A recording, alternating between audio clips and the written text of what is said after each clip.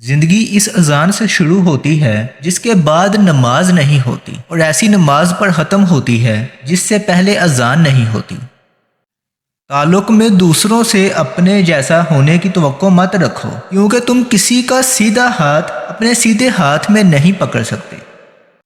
جب انسان بالکل خاموش ہو جائے اور اپنے حق کے لیے بھی نہ بولے تو سمجھ لو کہ وہ اپنے اندر بہت کچھ دفن کر چکا ہے۔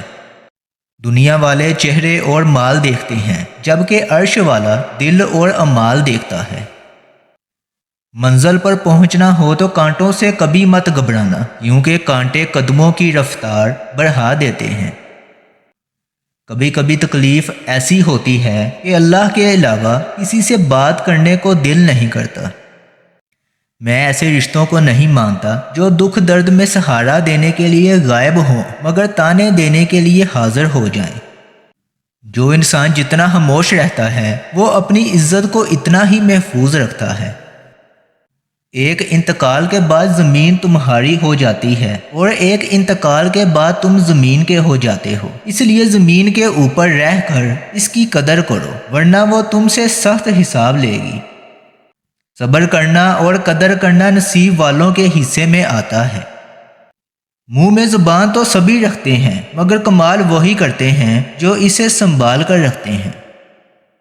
اگر کسی کی تکلیف دے کر تمہیں تکلیف ہونے لگے تو سمجھ لینا تم اللہ کے بنائے ہوئے بہترین انسان ہو۔ وقت اچھا ہو یا برا گزر ہی جاتا ہے، مگر باتیں اور لوگ ہمیشہ یاد رہتے ہیں۔ دل جس بات پر ضد کرتا ہے اللہ اسی بات پر آزماتا ہے۔ وہ جگہ چھوڑ دو جہاں تمہارے احساس اور تمہارے الفاظ کی قدر نہ ہو، پھر چاہے وہ کسی کا گھر ہو یا کسی کا دل۔ اللہ سے اس قدر قریب ہو جاؤ کہ تم دعا مانگو تو فرشتے آمین کہیں۔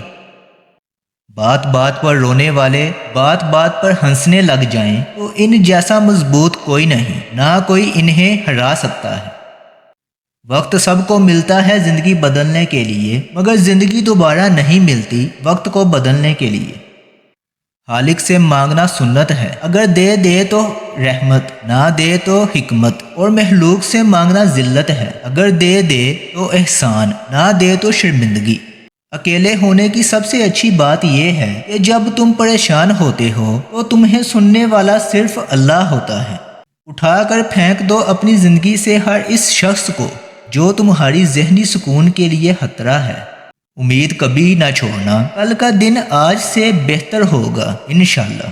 جب رب راضی ہونے لگتا ہے تو بندے کو اپنے عیبوں کا پتہ چلنا شروع ہو جاتا ہے، اور یہی اس کی رحمت کی پہلی نشانی ہے۔